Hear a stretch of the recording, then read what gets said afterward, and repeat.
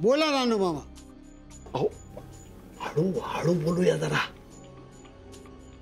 नाहीतर गंभीर आहे ना. थांबा जरा हळू बोलूया. अरे जरा 2 कॉफी घेऊन ये.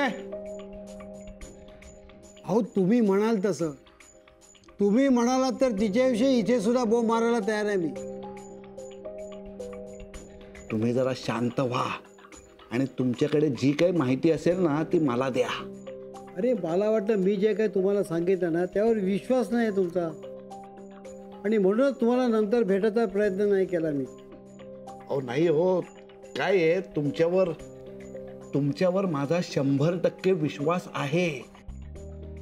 अहो म्हणून तर तुम्हाला सांगतोय ना की तुम्हाला जी काही माहिती देता येणं शक्य असेल ना ती माहिती मला द्या. तुमच्याकडे फोटोज आहेत का? फोटोज असतील ना, पण शोधावे लागतील. अहो मग शोधा, फोटो शोधा. ते फोटो पाहिजेत आपल्याला.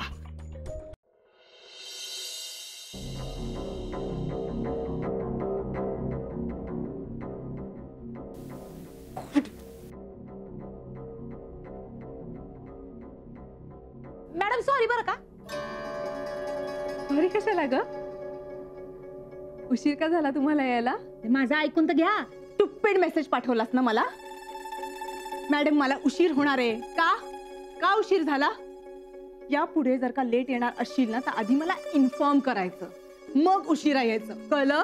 हा पण मॅडम तुझ्यामुळे काय झालं माहितीये का तुला?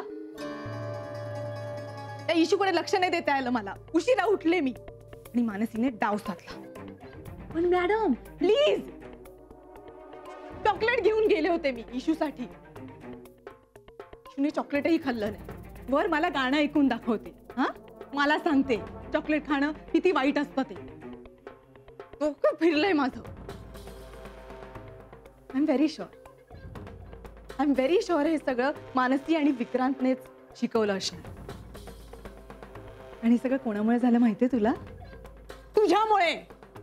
तू उशिरा आलीस ना त्याच्यामुळे हे सगळं झालंय. पुन्हा उशिरा आलीस ना तर खरंच सांगते मी तुला जॉब वरनं काढून टाकेन. मॅडम जरा दम खावा ना. मला बोलू तर द्याल का नाही? ऐका. बोल.